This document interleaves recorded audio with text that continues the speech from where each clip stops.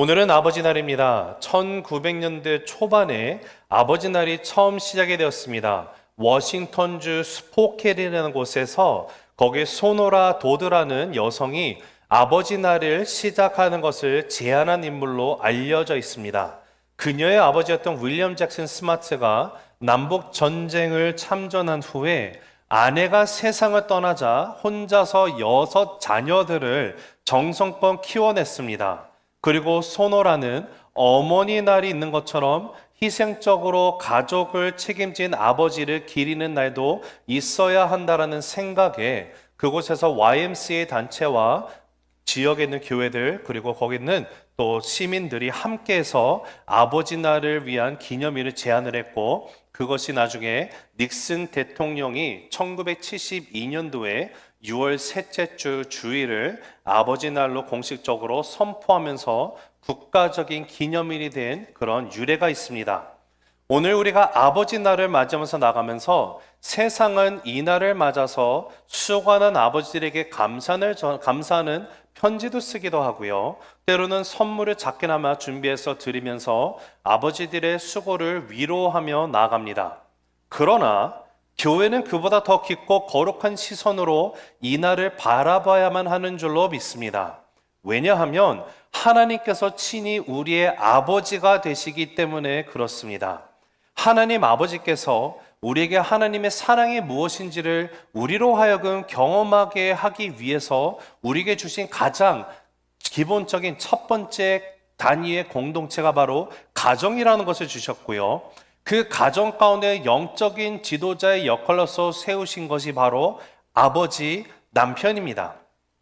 그렇기 때문에 하나님께서 아버지들에게 맡기신 역할이라는 것은 단순히 생계 부양자도 아니고 가족의 관리자도 아닙니다. 하나님께서는 아버지들을 가정의 영적 지도자로 세우셨습니다.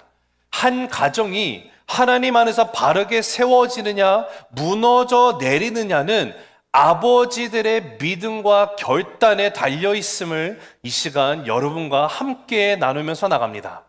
우리가 지금 살고 있는 이 시대는요, 가정이 무너져 있는 시대입니다. 가정의 붕괴가 일어나고 있습니다.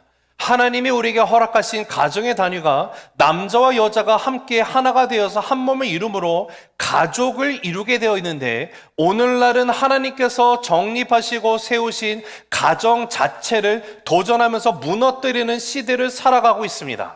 그러다 보니 가정 가운데 붕괴가 일어나면서 사회는 자연스럽게 혼란을 겪을 수밖에 없는 것입니다. 하나님께서 세우신 것이 흔들리기 시작을 하면 거기서는 어떠한 좋은 것도 나올 수가 없기 때문에 그렇습니다. 더 나아가서 더 심각한 문제는 우리 자녀들이 세속적인 가치관을 따라가면서 하나님의 말씀이 아닌 세상의 말에 귀를 기울이며 그것이 마치 전부인 양 붙들고 살아감으로 인해서 이 시대와 이 사회는요, 혼잡을 수 없을 정도로 혼란 가운데 빠져 있는 것을 우리는 경험하며 주변에서 보게 됩니다. 믿음의 가정이라는 말이 더 이상 의미가 없는 것처럼 희미해지고 있는 그런 시대를 우리가 살아가고 있습니다. 자녀들은 교회를 떠나고 있습니다. 남편으로서 아버지로서의 영적인 리더십이라는 것은요, 점점 그 가정 가운데 설 자리를 잃어가고 있는 오늘날의 시대적인 문제점을 우리가 보게 됩니다. 오늘날 세상은요, 아버지의 자리를 점점 가볍게 여깁니다. 어떤 이들은 아버지 존재는 필요 없다, 아버지 충분하지 않다라고 말합니다. 미디어라는 것을 보면은요, 아이들에게 심겨주는 그런 아버지의 인상이 무엇입니까? 이미지가 무엇입니까? 아버지를 무능한 사람으로 표현을 합니다. 무관심한 인물로 묘사를 합니다. 학대적이고 폭력적인 사람으로 만들고 있습니다. 그러나 중요한 것은 성경은 그렇게 말하지 않는다라는 사실이에요.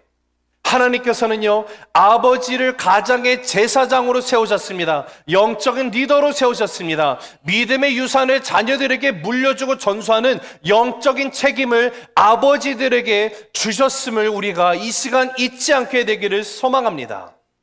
여러분, 오늘 이 말씀을 통해서 하나님이 분명히 우리의 가정이 온전히 회복되기를 원하시는 그 메시지가 있으면 우리가 함께 믿음으로 고백하게 되길 원하는데요, 우리 한번 화면을 보시면서 함께 읽도록 하겠습니다. 시작.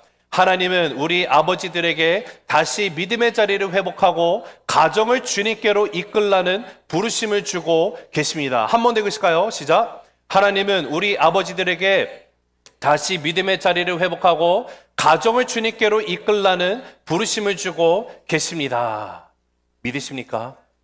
사랑하는 우리 형제들이여, 남편들이여, 아버지들이여, 우리가 먼저 주님 앞에 온전히 붙들려 회복이 되지 않으면 우리 가정들은 회복이 될 수 없음을 잊지 마시기 바랍니다. 오늘 말씀을 보면 오늘 본문 가운데 여호수아가 선포하는 믿음의 고백이 나오고 있습니다. 오직 나와 내 집은 여호와를 섬기겠노라. 여러분, 여호수아가 어떤 사람입니까? 이스라엘 백성의 지도자입니다. 한 나라를 인도하는 지도자였습니다. 그런데 여호수아는 단순히 한 나라의 지도자였던 것이 아니라 더 나아가서는 더 중요하게는 한 가정의 가장이었다는 사실입니다. 이스라엘 백성들을 이제 모세의 그 리더십을 바톤 터치를 받아서 가나안 땅에 들어와 이제 드디어 이스라엘 백성들이 가나안 땅에 정착을 하기 시작을 합니다. 그렇게 정착을 이루고 있은 후에 여호수아가 백성들 앞에 서서 마지막 유언과 같은 말을 한 것이 바로 우리가 함께 읽은 오늘 말씀 여호수아서 25장 14절의 고백입니다. 백성들에게 선택을 촉구하고 있습니다. 너희가 섬길 자를 택하라는 것입니다. 그러면서 자신이 말하는 것이 무엇입니까? 나와 내 집은 여호와를 섬길 것이다라고 선언을 하고 있습니다. 여러분, 이 고백은요, 여호수아가 오랜 인생을 통해서 그가 내리게 된 믿음의 선언이자 가정 전체를 향한 영적인 선포였습니다. 오늘 이 고백이 저와 여러분의 인생 가운데, 우리의 가정 가운데 똑같이 선포되기를 간절히 주님의 이름으로 축복합니다. 여러분, 이 세상은요, 모든 남편들에게, 모든 아버지들에게, 모든 형제들에게 수많은 선택을 요구하면서 나갑니다. 성공을 택하라, 물질, 안정, 편안함 등 이 땅의 가치들을 우선순위를 두고 너희가 살아가야지 너의 가정이 평안할 수 있는 것이야. 이 땅에서 말하는 이 우선순위들을 너의 성과들 우선순위를 두고 이루었을 때 그 후에 이제 가서 뭐 교회도 가고 믿음을 전해줄 생각도 하고 이렇게 유혹을 하고 나가는 것이 우리가 살아가는 세상입니다. 그러나 하나님은요, 오늘도 한 사람의 아버지를 찾고 계심을 믿습니다. 하나님이 찾으시는 한 사람의 아버지는 어떤 사람입니까? 자신의 가정을 이끌고 하나님 앞에 나아갈 수 있는 한 사람을 찾으심을 믿으시기 바랍니다. 이 세대를 믿음으로 통과할 수 있는 그 한 사람, 바로 그런 아버지를 통해서 하나님은 무너져 있는 가정들을 회복시키실 것이고 이 세대를 다시 주님 앞에 돌아오도록 일으키시게 됨을 믿으시기 바랍니다. 그러기 때문에 사랑하는 우리 새생명 가족 여러분, 그리고 특히 이곳에 모여있는 형제들이요, 비록 지난 시간 동안 인생 가운데 내가 가장으로서, 남편으로서, 아내로서 많은 실수를 하고 넘어졌을지라도 오늘 우리가 보는 이 여호수아의 결단이 우리의 인생 가운데 동일한 결단이 될 수 있다면 우리 가정은 분명히 회복될 수 있음을 우리 함께 고백하게 되기를 소망합니다. 자, 그러하다면 하나님께서 아버지들에게 맡기신 부르심이라는 것은 구체적으로 어떤 것일까요? 오늘 이 여호수아의 고백을 통해서 여러분과 함께 세 가지를 나누도록 하겠습니다. 첫째, 같이 읽습니다. 시작.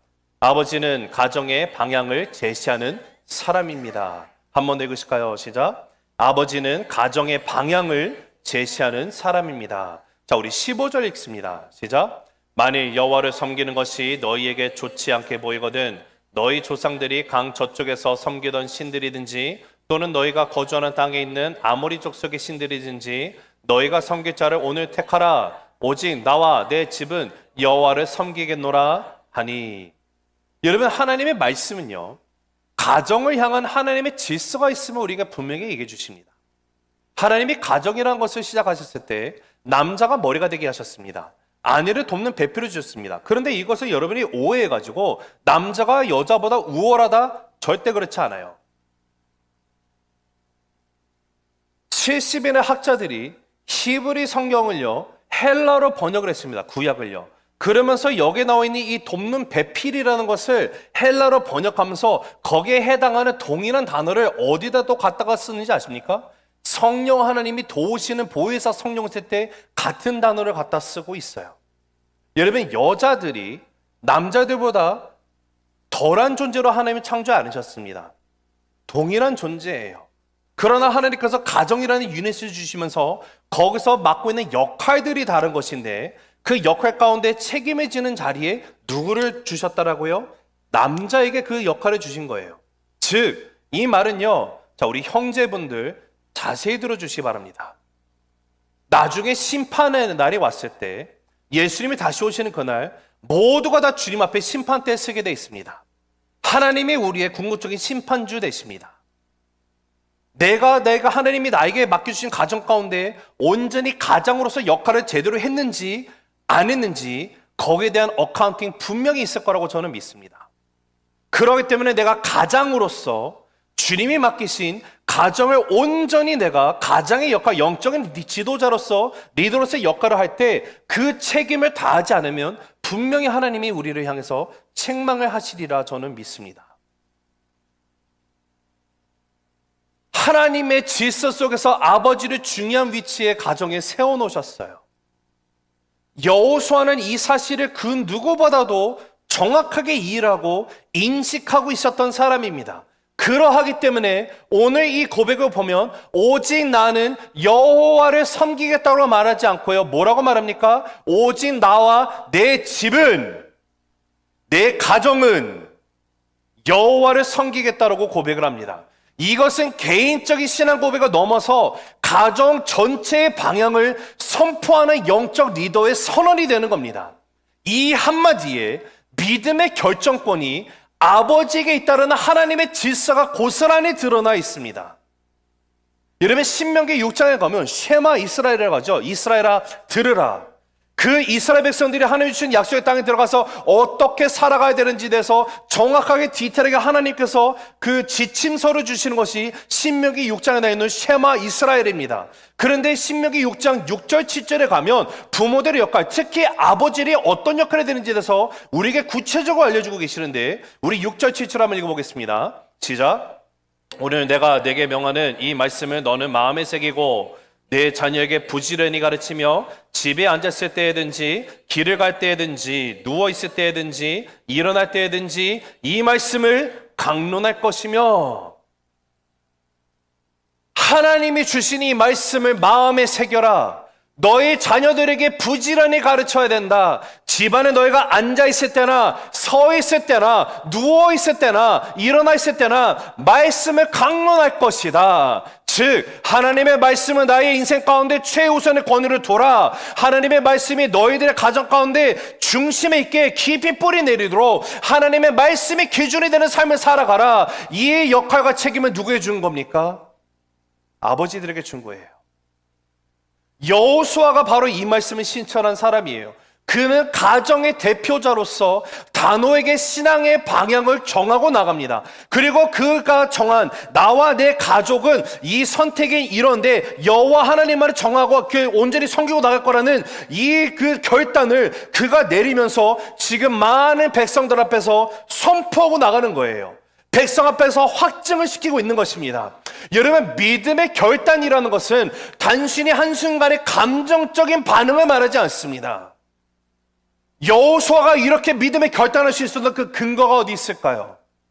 과거에 하나님이 어떻게 역사하시는지 그는 뼈저리게 정말 직접적으로 느끼고 나갔어요. 과거의 경험이 있어요. 하나님의 약속된 말씀대로 정말 하나님께서 적과 꿀이 흐르는 땅으로 인도하시다 하셨는데 보니까 정말로 이 가나안 땅에 들어왔어요. 정복을 하게 됐어요. 하나님의 말씀이 하나도 땅에 떨어진 게 없음을 그는 그 삶 가운데 믿어 체험하며 지금까지 살아왔어요. 그리고 내가 지금까지 알게 됐던 하나님의 그 말씀 경험한 것, 이 모든 것이 나의 현재와 미래를 결정하게 되는 그 근거와 단서가 되는 것이에요.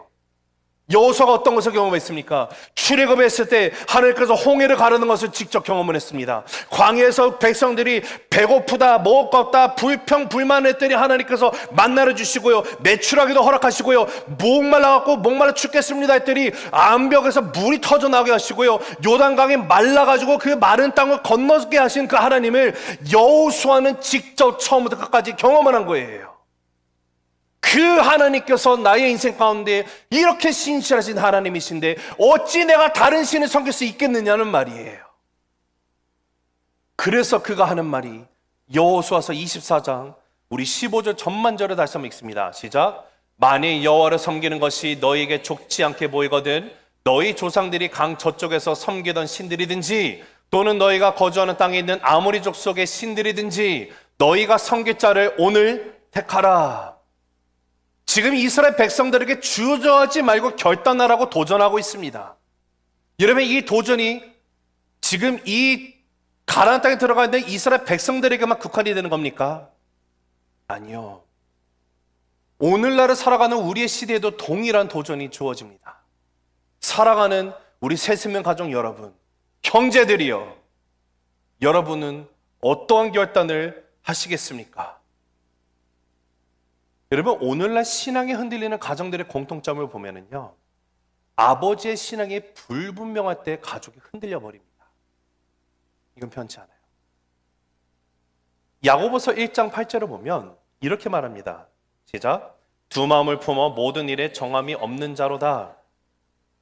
여러분, 두 마음을 품으면요, 가족 전체가요 길을 잃어버리게 되어 있어요. 아버지가 두 마음을 품고 있다면 내 자녀도 내 아내도 길을 잃게 돼요. 믿음은 결단이 필요합니다. 어떤 방향으로 여러분이 가정을 이끄실 것인지 오늘 결단케 되기를 간절히 기도합니다. 그리고 그 결정은요, 아버지의 책임이에요. 디모데후서 3장 5절 읽어봅니다. 시작. 경건의 모양은 있으나 경건의 능력은 부인하니 이 같은 자들에게서 내가 돌아서라. 여러분, 경건의 모양은, 겉모습은 내가 경건한 척 할 수 있어요. 그러나 경건의 능력이 없는 자들이 있어요. 내가 아버지로서 내 가정 가운데 방향을 정하고 기도하면서 영적인 질서 가운데 나가는데, 만약에 나의 모습이 주일에만 교회 다니는 것에 만족하고 있고 가정에서 영적 리더십을 상실한 채 그런 모습으로 남편으로 아버지로 존재하고 있다면요, 우리 자녀들 진짜 신앙이란 거 경험할 수 없게 되는 거예요. 여러분, 오늘 여호수아가 섬기겠노라는 말은요, 어떤 의미로 포함하고 있을까요? 거기는 내가 예배를 드리겠다는 결단이 있습니다. 거기는요, 바로 순종의 결단이 있어요. 하나님의 말씀 가운데 온전히 순종한다는 거예요. 하나님의 인도하심을 온전히 끝까지 따라간다는 결단이 있어요. 겸손함으로 주님만을 붙들고 나갑니다의 결단이 바로 섬기겠다라는 고백 아닙니까? 그래서 여호수아서 1장 8절을 보면 같이 읽습니다. 시작. 이 율법책을 내 입에서 떠나지 말게 하며 주야로 그것을 묵상하여 그 안에 기록된 대로 다 지켜 행하라. 그리하면 내 길이 평탄하게 될 것이며 내가 형통하리라. 여러분, 남편으로서, 아버지로서 내 가정 가운데 생계를 위해서 부단히 나가서 노력을 하죠. 열심히 일합니다. 세상 전편 뼈 빠지게 일해가지고 돈을 벌어서 옵니다. 그리고 우리 자녀들을 위해서 우리 아버지들의 공통적인 게 뭐예요? 우리 가정이 형통하게 원해요. 우리 자녀들이 형통하게 되기를 원해요. 그 누구도 내 자녀가 내가 고생한 것처럼 똑같이 고생하기를 원하시는 아버지들 이 세상에 존재하지 않을 겁니다. 만약에 여기 자리에 계시다면 네.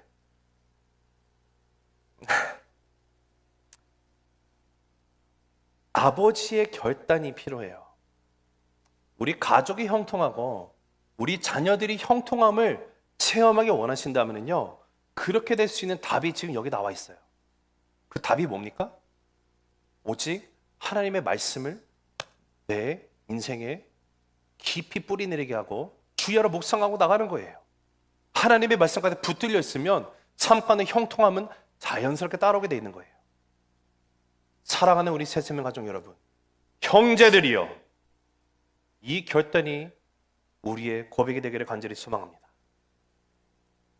아버지들이, 남편이 이 결단을, 말씀 위에 내가 세워지겠노라는 이 결단을 내리고 나가면 우리 가정 흔들리지 않게 돼요. 가정의 영적 방향은 누가 결정합니까? 하나님은 아버지인 우리에게 그 결정권을 주셨어요. 그러하기 때문에 여호수아의 고백처럼 오직 나와 내 집은 여호와 하나님만을 섬기겠노라. 이 고백이 오늘 우리의 고백이 되기를 간절히 소망합니다. 이 고백이 그저 말로만 하는 고백이 되는 것이 아니라 우리의 인생 가운데 그렇게 살아나게 되기를 간절히 소망합니다. 그럴 때 하나님께서 우리에게 주신 이 가정, 주님이 세워주시고 주님께서 넘치는 축복을 허락해 주심을 믿으시기 바랍니다. 자, 두 번째, 시작. 아버지는 삶으로 믿음의 본을 보이는 사람입니다. 한 번 더 읽습니다. 시작. 아버지는 삶으로 믿음의 본을 보이는 사람입니다. 자, 디모데전서 4장 12절에 가면 이런 말씀이 나옵니다. 읽습니다. 시작. 오직 말과 행실과 사랑과 믿음과 정절에 있어서 믿는 자에게 본이 되어. 자, 많은 아버지들이 자녀들에게 무엇인가를 물려주고자 합니다. 아버지의 어떤 이런 그 업적, 명예 이런 것도 자녀들이 알아주기 원하고 자녀들을 위해서 또 자녀들이 때로는 나의 뒤를 이어서 이것을 계속 하길 원하는 그런 마음과 기대감이 있을 수도 있습니다. 자녀들에게 삶의 편리를 제공하기 위해서 많은 돈을 벌어서 아니면 그것을 또 아이들에게 주고 싶은 유산을 주고 싶은 그런 마음도 있을 것입니다. 그러나 진정으로 아버지인 우리가 우리 자녀들에게 줘야 되는 가장 중요한 것은요, 돈도 아니요, 명예도 아니요, 내 이름 석자도 아니요, 건강도 아니며 바로 신앙이에요. 신앙을 물려줄 수 있어야 돼요. 진정한 신앙이라는 것은요, 말로 해서 배울 수 있는 것이 아닙니다. 우리 자녀들이 정말 신앙 가운데 서 있기를 원하시면은요, 자녀들이 내가 어떻게 삶 가운데 이 신앙을 살아가는지 그 모습을 보면 돼요. 보여주면 되는 거예요. 근데 이 보여준다는 것이 우리가 잘못 생각해가지고 내가 어떤 한 채 실수도 없는 삶을 살아가는 걸 생각하다 보니까 숨이 막히는 거예요. 왜요? 맨날 내가 넘어지거든요. 나한테 그런 힘이 없거든요. 능력이 없거든요. 그러다 보니 애들 앞에서 내가 완벽한 척을 해야 되거든요. 근데 그게 아니라는 거예요. 우리 자녀들이 정말 배워야 되는 것은요, 내가 예수님과 함께 동행하고 살아가는 삶을 살다가 내가 신앙권에 넘어졌을 때 어떻게 내가 다시 딛고 일어날 수 있는지를 그들이 봐야 돼요. 그래야지 우리 자녀들도 인생 가운데 살아가다가 어떤 죄를, 원치 않던 죄를 범했을 때 완전히 주저앉는 것이 아니라 다시 아빠가 그랬던 것처럼 다시 일어서서 주님을 향해 달려갈 수 있는 이 모습을 아이들이 배울 수 있어야 되지 않겠습니까? 그 누가 완벽할 수 있겠습니까? 하나님만이 완벽하시죠. 우리가 아무리 부족하다 할지라도 그러나 내가 아이들에게 보여줘야 되는 것은요, 부단히 노력하는 나의 씨름의 모습, 주님 앞에 붙들려 있으려고 하는 나의 열정, 이것을 아이들이 보면 돼요. 여러분, 여호수아가 오직 나와 내 집은 여호와를 섬기겠다로 이 고백, 백성 앞에서만 한 것이 아니죠. 그의 삶의 전반에서 하나님을 섬기는 삶을 그는 부단히 노력하고 실천하고 나갔습니다. 그는 가르친 대로 살았어요. 말한 대로 행동하고 나갔습니다. 이것이 바로 본이 되는 아버지의 모습이라는 것이에요. 그렇기 때문에 오늘날 아버지들이 정말 자녀들에게 보여줘야 되는 것은요, 야, 너 기도해, 교회 가서 예배 드려야지, 이런 말로만 하고 끝나는 것이 아니라, 여러분, 자녀들은요, 예배를 가르치고 싶으세요? 그러면 아버지를 통해서, 엄마를 통해 가지고 예배의 태도가 뭔지를 보여주면 돼요. 그럼 애들은 예배가 뭔지를 배우게 되어 있어요. 교회만 왔다 갔다 하는 것이 아니라 고난에 왔을 때 내가 이 고난을 어떻게 반응하는지를 아이들이 보면 신앙의 문제를 배우게 되는 거예요. 내가 찬양할 수 있는 상황이 아니에요. 그런데도 내가 내 영혼에 명령하는 거죠. 내 영혼아 여호와 하나님을 송축할지어다. 찬양하면서 나가는 거예요. 기도하는 거예요. 그러면 아이들도 인생의 어려운 시련을 겪을 때 엄마가 그랬던 것처럼 아빠가 그랬던 것처럼 그들도 찬양할 수 있게 돼요. 기도할 수 있게 되는 거예요. 나에게 공돈이 생기면 이걸 어떻게 쓰는가? 여러분, 그것 통해서 아이들이 청지기가 무엇인지를 배우게 돼요.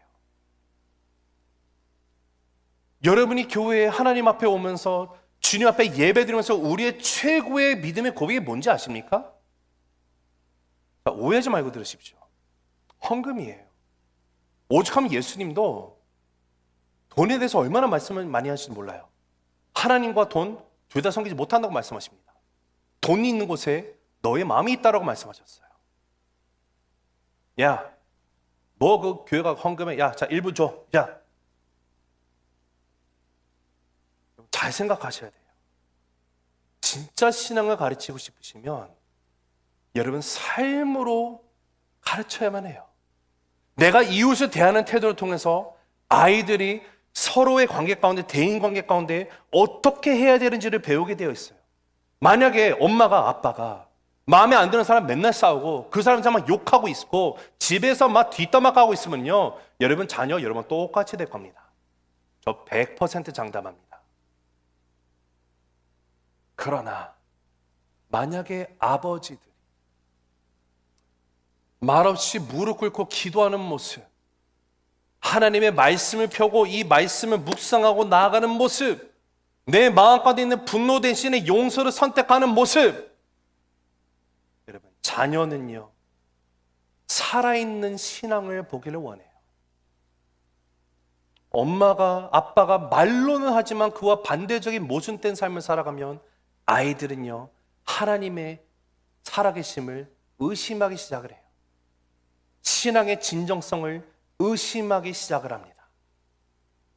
여러분 예수님도요 요한복음 13장 15절을 보면 제자들에게 이렇게 말씀하셨어요. 한번 같이 읽어보실까요? 시작. 내가 너에게 행한 것 같이 너희도 행하게 하려 하여 본을 보였노라. 예수님이 지금 제자들에게 말씀하시는 건데, 예수님께서 3년 동안 제자들과 함께 삶을 나누셨습니다. 그러면서 정말 많은 가르침을 주셨죠. 하나님의 나라에 대해서 말씀하시고, 하나님의 뜻을, 기도를 어떻게 됩니까? 예수님, 하나님의 나라 임하시고 주님의 뜻이 하늘에서 이룬 것처럼 땅에서 이루어지는 거, 너희는 하나님의 뜻을 위해서 붙들려 받아 살아가야 되는 삶이 돼야 되는 거야. 가르치고 나가셨단 말이에요. 그런데 제자들이 알아들어요? 못 알아들어요. 정말 이해력이 부족했습니다. 그런데 예수님께서 그런 제자들에게 말로만 설명하신 것이 아니라 내가 본을 보인 것처럼 As I have set examples before you, 본을 보인 것처럼 너희도 똑같이 하면 돼. 주님께서 제자들에게 보여주신 본의 클라이막스가 어디입니까? 마지막 최후 만찬하시면서 갑자기 제자들을 발을 씻기고 나가시는 예수님 기억하시죠? 거기서 예수님 뭐라고 말씀하셨어요? 얘들아, 이렇게 하면 돼요. 내가 말한 모든 거 너희가 다 기억 못하고 지키지 못한다 할지라도 이거 하나만 해봐. 내가 너희 발을 씻긴 것처럼 너희도 서로 발을 씻겨. 이거는 너네 할 수 있지 않니? 동일한 원리예요. 아버지로서 자녀에게 가르칠 수 있는 가장 효과적인 방식은 바로 삶의 모범이 되면 되는 거예요. 신앙은 말로 가르칠 수 있는 것이 아닙니다. 반드시 본을 보여주는 삶으로 전해져야만 합니다. 자녀들은요, 부모가 말한 것보다 엄마 아빠가 어떻게 살아간지 그 모습을 더욱더 오래 기억을 하게 되어 있어요. 그럴 때 우리는 말보다 더 많은 설교를 우리의 삶으로 매일매일 하고 있다는 사실을 잊지 않고 우리가 나아가게 되기를 소망합니다. 잠언 20장 7절에 이렇게 말합니다. 시작. 온전하게 행하는 자가 의인이라 그의 후손에게 복이 있느니라. 여러분, 우리 자녀들에게 복이 전해지기를 원하시면요, 말씀하시는 것처럼 온전하게 행하는 의인이 되면 돼요. 아버지가 하나님 앞에서 온전하게 살면 그 복은요 자녀들에게 자연스럽게 흘러가게 돼 있다라고 말씀하세요. 윤리적인 삶만을 말하는 것이 아니에요. 하나님을 경외하는 삶의 결과가 바로 후손에게 복이 나가는 거예요. 하나님을 온전히 경험하는 사람이 온전하게 행하게 되어 있는 것이에요. 그러나 반대로 삶의 신앙과 일치하지 않게 되면요, 우리 자녀들은요 우리의 모순 속에서 하나님을 오해하기 시작을 합니다. 다시 말씀드려요, 그런 모습을 통해서 아이들이 신앙을 떠나버리게 되는 비극이 일어날 수도 있다는 것이에요. 그렇기 때문에 사랑하는 우리 세수명 가족 여러분, 형제들이여, 우리 자녀에게 물려줄 수 있는 최고의 유산은 믿음의 본이에요. 좋은 교육, 경제적인 서포트, 네, 중요하죠.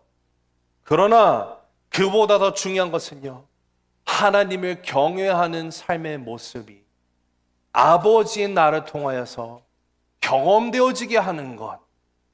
여러분, 이것이 가장 중요한 것입니다. 삶으로 본이 될 수 있는 아버지가 되는 것. 자, 마지막 세 번째. 시작. 아버지는 가정의 회복과 중보의 책임자입니다. 한 번 더 있습니다. 시작. 아버지는 가정의 회복과 중보의 책임자입니다. 자, 욥기 1장 5절 읽어보실게요. 시작. 그가 아침마다 일어나 그들의 수대로 번제를 드렸으니 이는 욥이 말하기를 혹시 내 아들들이 죄를 범하여 마음으로 하나님을 욕하셨을까 함이라. 참 놀랍게도 욥을 보면 매일매일 자녀들의 수대로 하나님 앞에 번제를 드리고 나갔어요.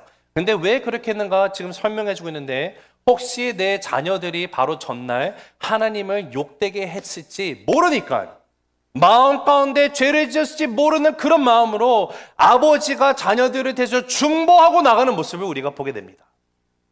여러분, 하나님께서 이런 아버지를 싫어하실까요? 좋아하실까요?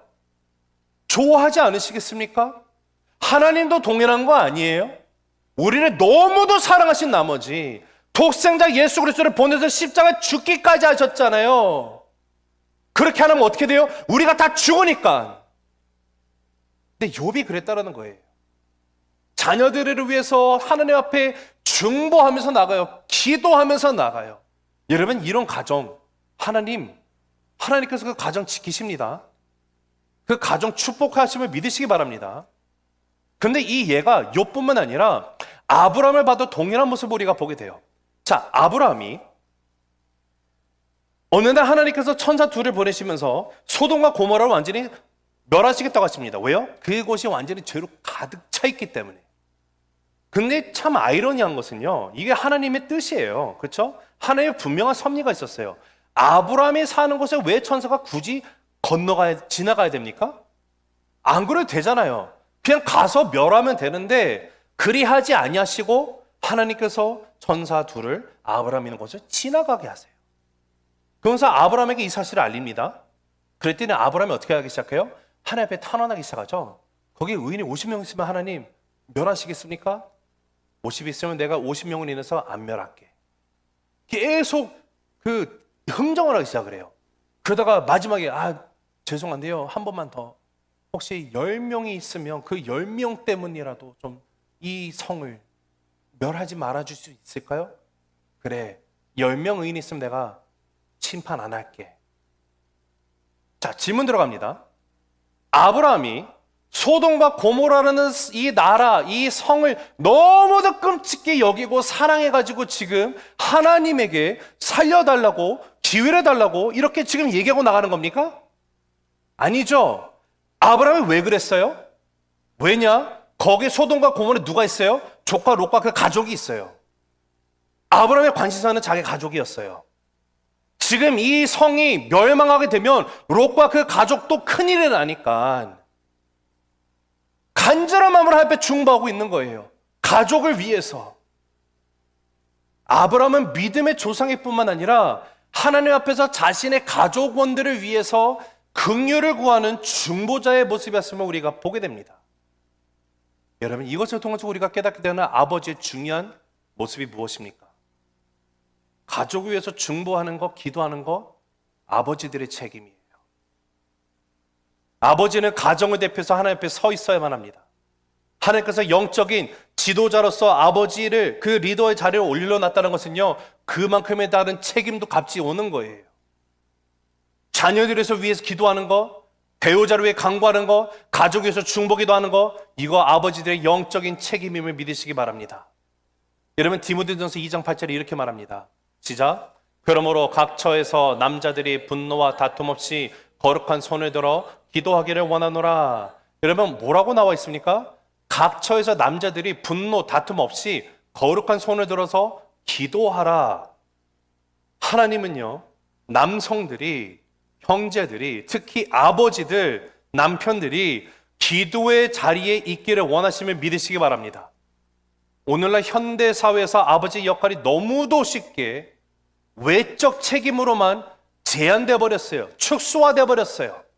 나가서 직장 생활에서 경제적인 지원하는 거, 자녀들 교육 뭐 이런 거 다 중요하죠. 그러나 가정을 향한 영적 전쟁에서 싸우는 자리는요, 결코 포기나 타협이 일어나서는 안 되는 것이며, 이를 위해서 가장 큰 책임을 져야 되는 것은요, 아버지들이 영적인 지도자로서 가족을 위해서 기도해야 됨을 믿으시기 바랍니다.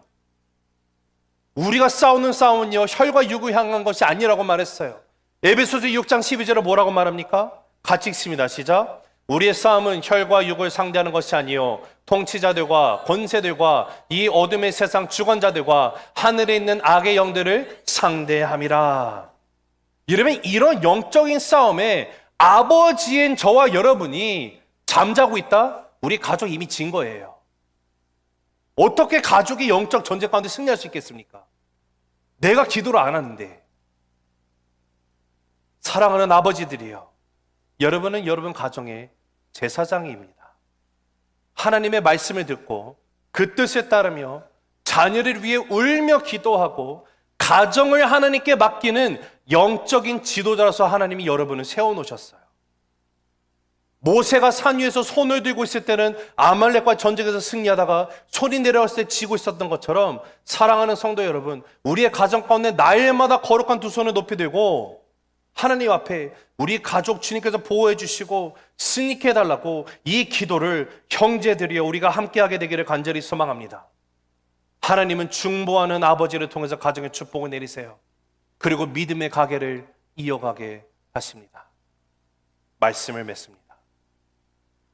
여러분, 하나님은 오늘 이 아버지 주일날 모든 아버지들에게 다시 믿음의 자리를 회복하고 가정을 주님께로 이끌라는 부르심을 주고 계십니다.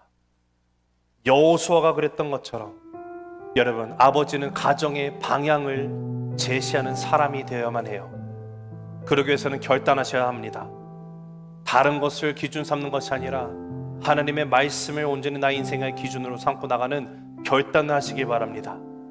여러분, 아버지는 삶으로 믿음의 본을 보여야 되는 사람이에요. 우리 자녀들이 신앙에 배울 수 있는 것은요, 아버지인 내가 신앙을 삶으로 살아가는 모습을 통해서 그들이 배우게 될 것이에요. 아버지들이요, 남편들이요, 가정을 향한 기도, 가정의 회복과 중보의 책임을 다하시기를 바랍니다. 아버지의 기도는 가정을 위한 하늘문을 여는 열쇠와 같습니다. 지금 이 시대 영적으로 결단하고 본이 되며 중보하는 가정이 이 땅 가운데 온전히 서게 되는 그런 가장들로 가득 찰 때, 가정이 회복됨으로 말미암아 사회는 회복이 되게 될 것이고요, 그런 교회들이 온전히 회복됨으로 말미암아 이 땅 가운데 하나님의 나라가 온전히 실현되게 됨을 믿으시기 바랍니다. 여러분은 어떤 가장이십니까? 세상을 기준으로 삼고 내 가정을 이끌고 있는 그런 모습입니까? 아니면 하나님의 말씀 위에 가정을 세우고 있습니까? 여러분은 여러분의 자녀에게 무엇을 남기고 있습니까? 삶으로 신앙의 증거를 하고 있습니까? 여러분은 매일 내 가정을 위해 기도하고 있습니까? 오늘 이 시간 결단케 되는 우리 모든 우리 아버지들, 남편들 되시기를 간절히 축복합니다. 우리 여호수아처럼 이렇게 한번 고백해 보면 좋겠어요. 오직 나와 내 집은 여호와를 섬기겠습니다. 한번 같이 고백하실까요? 시작. 오직 나와 내 집은 여호와를 섬기겠습니다. 한 번 더 고백합니다. 시작. 오직 나와 내 집은 여호와를 섬기겠습니다. 기도하겠습니다.